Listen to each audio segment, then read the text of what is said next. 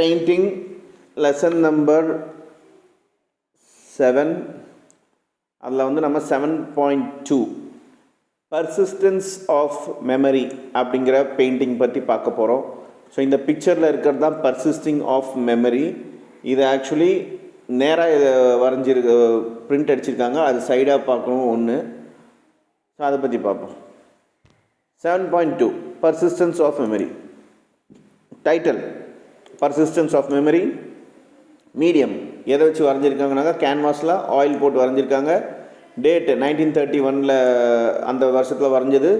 Size 9.5 inch into 13 inch இந்த சைஸில் தான் அது வரைஞ்சாங்க. ஆர்டிஸ்ட் யாருனாக்கா சால்வடார் டாலிங்கிறவர் தான் ஆர்டிஸ்ட்டு. இது எங்கே வச்சுருக்காங்கனாக்கா நியூயார்க்குங்கள மியூசியம் ஆஃப் மாடர்ன் ஆர்ட்டுங்கிற இடத்துல மியூசியத்தில் வச்சுருக்காங்க. ஓகே, இதோட டிஸ்கிரிப்ஷன்ஸ் பார்ப்போம். General descriptions. சால்வடார் டெய்லி இவர் தான் அந்த artist. Is most famous for surrealist painter. He was a Spanish painter, filmmaker and writer. He adopted highly realistic techniques. He continued with his practice of drawing, which he had mastered in his youth while studying. After a brief period of experimenting with form, he used his drawings to depict the world of observed, unusual and strange elements. So இந்த Salvador டாலிங்கிறவர் யார் பார்த்தோம்னாக்கா இவர் வந்து சரலிஸ்ட் follow பண்ணுற painter, சரலிஸ்ட் painter. இவர் வந்து ஒரு Spanish நாட்டை சேர்ந்த ஒரு பெயிண்டர். இவர் பெயிண்டர் மட்டும் இல்லாமல் மூவி, அதாவது ஃபிலிம் மேக் பண்ணிகிட்டு இருந்தார். அது இல்லாமல் இவர் ஒரு ரைட்டர். இவர் பார்த்தீங்கன்னாக்கா ஃபுல் அண்ட் ஃபுல் இவரோட ஆர்டிஸ்டில் ட்ராயிங்கில் ஆர்ட்டில் பார்த்தீங்கன்னாக்கா ரியலிஸ்டிக் டெக்னிக் தான் யூஸ் பண்ணிட்டு இருந்தார். இவர் ஒரு விஷயத்தை வந்து கண்டினியூஸாக ப்ராக்டிஸ் பண்ணி அதில் வந்து மாஸ்டர் ஆனார். அது என்னன்னாக்கா யூத், இவர் வந்து சின்ன வயசில் இருக்கும்போது, இளமையாக இருக்கும்போதே இந்த டெக்னிக்கை வந்து அவர் மாஸ்டர் ஆகிட்டார். அதில் ப்ராக்டிஸ் பண்ணி அப்புறமா ஒரு சில காலகட்டத்தில் இவர் வந்து அந்த விஷயத்தை எக்ஸ்பெரிமெண்ட் பண்ணவாட்டி இவர் வந்து அவரோட ட்ராயிங்கில் பார்த்தீங்கன்னாக்கா ஒரு அன்யூஷுவலான ஒரு ஸ்ட்ரேஞ்ச் எலிமெண்ட்ஸ் எல்லாமே யூஸ் பண்ண ஆரம்பித்தார். Persistence of memory, painted in 1931, is a fine example for surrealist movement.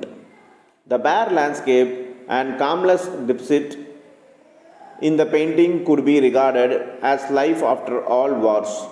After all humans have died, the only object in the painting that give life and which can be associated with people are the melting clocks. In his painting, the melting clocks look very realistic and create a sense of disturbed mind. While we all see in most of his paintings, Dali's own style was academic and precise by his subject matter was from his dream or nightmare. The unconventional grouping of object is Dali's painting pictures has symbolic meaning. These soft watches create new and unpleasant images. Ant crawls over another as they would over rotting food. Their forms create a jewel-like ornament covering the watch surface. All his painting creates a different kind of pictorial language. None of Dali's painting represent reality. They look as if nothing more than few objects are there which are out of place. So சிம்பிளாக சொல்லணுன்னா இந்த persist of memory இந்த பெயிண்டிங்கில் நீங்கள் பார்த்தீங்கன்னாக்கா இதை கொஞ்சம் இப்படி திருப்பி பார்க்கணும். அதை பார்த்தீங்கன்னாக்கா உங்களுக்கு தெரியும் அந்த இடத்துல ஒரு வார் நடந்து முடிஞ்ச வாட்டி இருக்கிற ஒரு பிக்சர் மாதிரி காட்டியிருக்காங்க. இதில் என்ன தெரியுதுனாக்கா இப்போ இங்கே பார்த்தீங்கன்னாக்கா ஒரு கிளாக்கு, இது ஒரு கிளாக்கு, இது ஒரு கிளாக்கு, இங்கே ஒரு கிளாக்கு.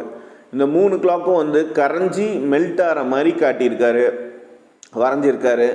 அப்புறம் ஒரு சில எறும்பு எல்லாமே அங்கே லைனாக போயிட்டுருக்கு. அது வந்து ஏதோ மிச்சம் மீதி இருக்கிற ஒரு அழுகுன ஃபுட்டை சாப்பிட போயிட்டுருக்க மாதிரி இப்போ இங்கே வரைஞ்சிருக்காரு. ஸோ இவரோட பிக்சர்ஸில் பார்த்தீங்கன்னாக்கா எல்லா பிக்சர்ஸ்லேயும் எப்பயுமே பார்த்திங்கன்னா ஒரு இந்த மாதிரி பிக்சர்ஸ் தான் அவர் வந்து வரைகிற பழக்கமாகவே இருந்துச்சு.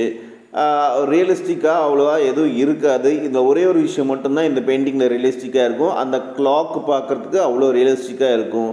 ஸோ மீதி எல்லாம் பார்த்தீங்கன்னாக்கா ஏதோ போர் முடிஞ்சு ஒரு ஆளே இல்லாத மாதிரி தான் எல்லா பெயிண்டிங்லேயும் இவர் வரைஞ்சிட்ருப்பார். இதுதான் இவரோட ஸ்டைலு அப்படின்ட்டு சொல்கிறாங்க. அவரோட பிக்சரை பார்த்தானாவே ஏதோ டிஸ்டர்ப்டான மைண்டு பார்த்த மாதிரி, அது ஏதோ ஒன்று நடக்கக்கூடாத ஒரு விஷயம் நடந்த மாதிரியே ஒரு விஷயம் நமக்கு வந்து ஃபீல் ஆகும் அப்படின்னு சொல்கிறாங்க.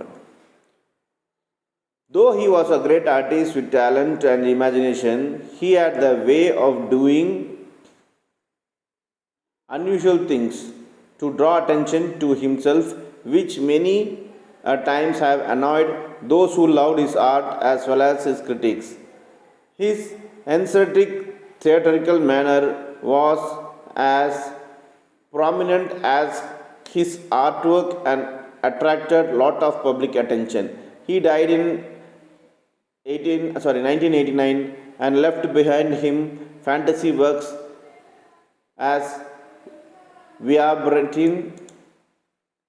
Villabertin, large harlequins, small bottle of rum and honey is sweeter than blood. So அவர் வந்து என்னதான் திறமையானவராக இருந்தாலும் என்ன ஒரு ப்ராப்ளம்னாக்கா அவர் மேலே எல்லோரும் அட்டென்ஷன் வரணுன்னுக்காக ஏதோ ஒரு வித்தியாசமாக ட்ரை பண்ணுறோன்னு சொல்லிட்டு பண்ணிட்டுருப்பார். இவர் மேலே நல்ல கிரிட்டிக்ஸ்னாக்கா குறைகள், அந்த மாதிரி விமர்சனங்கள் எல்லாமே நிறைய இருந்துச்சு. ஸோ இந்த மாதிரி எல்லாமே அவர் ஆர்ட்டை லவ் பண்ணவங்க இவரை பிடிக்காமல் போயிடுச்சு. ஏன்னா இவர் பண்ண வேலைகள்லாம் அந்த மாதிரி வித்தியாசமாக ஏதோ பைத்தியக்காரத்தனமாக இருந்திருக்கும் போல். இவர் பார்த்திங்கனாக்கா 1989 இறந்தார். இவரோட ஒரு சில நல்ல ஆர்ட்லாம் என்னன்னாக்கா விலாபெர்டின், large harlequin, small bottle of rum and honey is sweeter than blood. இந்த டாபிக் நீங்கள் டைப் பண்ணி ஆன்லைனில் இந்த பிக்சர்னு போட்டிங்கனாக்கா இவர் வரைஞ்ச இமேஜஸ் எல்லாம் வரும். ஸோ அதெல்லாம் அவ்வளோ நல்லா இருக்கும் அப்படின்னு சொல்கிறாங்க. ஸோ இங்கே பார்த்தீங்கன்னாக்கா பிளாக் லைன்ஸுங்கிற ஒரு இது இருக்குது. ஸோ இதுதான் இவரை பற்றி. இப்போ நெக்ஸ்ட்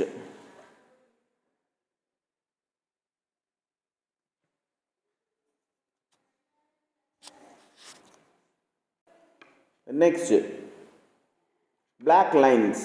இந்த பிளாக் லைன்ஸ்ங்கிற பெயிண்டிங் இங்கே இருக்குது, நல்லா பார்த்துக்கோங்க. பிளாக் லைன்ஸ் எதில் வரைஞ்சிருக்காங்கனாக்கா கேன்வாஸில் ஆயில் பெயிண்ட் வச்சு வரைஞ்சிருக்காங்க. எப்போ வரைஞ்சாங்கனாக்கா டிசம்பர் 1913 வரைஞ்சிருக்காங்க. சைஸு 4.3 இன்ச்சு இன்ட்டு 4.3 இன்ச்சு 3.25 இன்ச்சு அந்த மாதிரி கொடுத்துருக்காங்க. வரைஞ்சவர் யார்? வாசிலி கேண்டின்ஸ்கை அப்படிங்கிறவர். இந்த கலெக்ஷன் எங்கே வச்சுருக்காங்க? இந்த பெயிண்டிங்கு நியூயார்க்கில் சால்மன் ஆர் குகன்ஹிம் மியூசியமில் வச்சுருக்காங்க. ஸோ இதுதான் இதோட டீட்டெயில்ஸ். டிஸ்கிரிப்ஷன் பார்ப்போம். General description.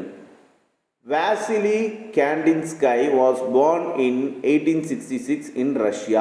இவர் வந்து ரஷ்யாவில் பிறந்தார். He was the famous painter and art theoretician of his time. Kandinsky is one of the founder figures of abstract painting. He laid the foundation for non-representation art in his three important series: impression, improvisation and composition. His works were combination of abstraction and geometric. He wanted painting to be abstract like music is. Accompanied contrast, yellow accompaniment, angular structure are some of his great works. His work has an enormous influence on the next generation of artists. சரி, என்ன சொல்கிறாங்கன்னா, இந்த Vasily கேண்டின்ஸ்கை இவர் வந்து 1866 ரஷ்யாவில் பிறந்தவர்.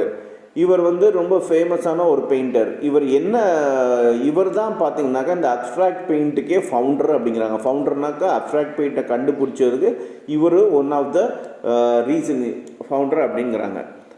அது மட்டும் இல்லாமல் இவர் என்ன ஒரு விஷயத்துக்கு வந்து அடித்தளத்தை தட் இஸ் ஒரு ஃபவுண்டேஷன் போட்டாங்கனாக்கா 3 விஷயத்துக்கு, ஒன்று இம்ப்ரெஷனுங்கிற விஷயத்துக்கும், அப்புறம் இம்ப்ரூவைசேஷனுங்கிற விஷயத்துக்கும், அப்புறம் காம்போசிஷன், இந்த 3மே பார்த்திங்கனாக்கா இவர் தான் ஃபஸ்ட்டு அழகாக எல்லாத்துக்கும் சொல்லி கொடுத்தது. நெக்ஸ்ட் ஜென்ரேஷனும் இதை வச்சு ஃபாலோ பண்ண ஆரம்பித்தாங்க.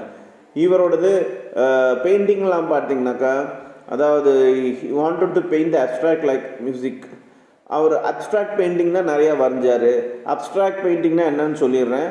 ஒரே பிக்சருக்குள்ளே ஒரே என்ன சொல்கிறது, டயக்ராம்னு சொல்லலாம், இல்லாட்டி ஆர்ட்டுக்குள்ளே இன்னொரு பிக்சர் இருக்கும்.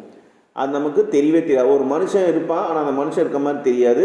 அதுதான் அப்ட்ராக்ட் பெயிண்டிங்கு. ஸோ அதை கண்டுபிடிச்சது இவர் தான். இவர் வரைஞ்சதில் ஒரு சில நல்ல விஷயம் இருந்தாக்கா, அக்கம்பைன் கான்ட்ராஸ்ட், எல்லோ அக்கம்பைன்மெண்ட், அப்புறம் ஆங்கிலோ ஸ்ட்ரக்சர். இவர் பண்ணதில் ஒரு நல்ல பெஸ்ட்டான பெயிண்டிங்ஸ் எல்லாமே இந்த மாதிரி பெயிண்டிங்ஸு. இது அடுத்த வர ஜென்ரேஷனில் வர ஆர்டிஸ்ட்க்கு ரொம்ப இதாக இருந்துச்சு, யூஸ்ஃபுல்லாக இருந்துச்சு அப்படிங்கிறாங்க. Black Lines was done by Candy Sky in the year 1913. As the name suggests, the lines look as if they were put on with Indian ink, but actually the black paint was used. In this composition, a group of lines in a particular corner added different meaning according to the arrangement, like other painting of this period. His work showed simplicity and pure diagrams, as if skeletons have no flesh on it. The colored spots look as if applied by fingers of giant hands and no brushes. They go well with the lines and its effects. So அவர் பெயிண்டிங்கை பார்த்தீங்கன்னாக்கா, இங்கே ஒரு black கலரான ஒரு line மாதிரி வருது அங்கங்கே. இது இந்தியன் இங்க் யூஸ் பண்ண மாதிரி இருக்குது, ஆனால் கிடையாது, அது பிளாக் கலர் தான் வச்சு யூஸ் பண்ணியிருக்காங்க அப்படின்னு சொல்கிறாங்க.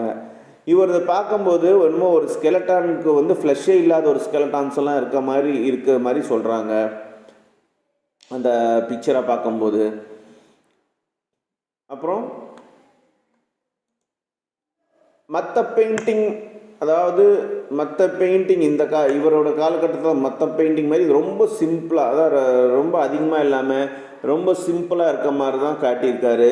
அங்கங்கே பார்த்தீங்கன்னாக்கா உங்களுக்கு கலர் ஸ்பாட்ஸு, விரலால் இந்த கலர் ஸ்பாட்ஸ் இதெல்லாம் விரலால் பண்ண கலர் டப்பு டப்புன்னு போட்டு வச்ச மாதிரி அங்கவே வச்சுருக்காரு அப்படின்னு சொல்கிறாங்க. ஸோ இந்த Candy Sky line, shape and color all had their own meaning and functions freely within the area. In most of his painting, lines are sketchy and look as if they live lives to their own. He spent last part of his life in Paris, where he died in 1944. So இவரோட பெயிண்டிங்கில் பார்த்தீங்கன்னாக்கா lines அங்கங்கே இருக்க மாதிரி இருக்கும். அது ஒரு முக்கியமான விஷயமாக அவர் வச்சுருந்தார் எல்லா பெயிண்டிங்ஸ்லேயும். அதே மாதிரி பார்த்தீங்கன்னாக்கா இவர் எங்கே கடைசியாக வாழ்ந்தார்னாக்கா பாரிஸில் வாழ்ந்து அங்கே தான் கடைசியாக இறந்தார் 1944 அப்படின்னு சொல்கிறாங்க.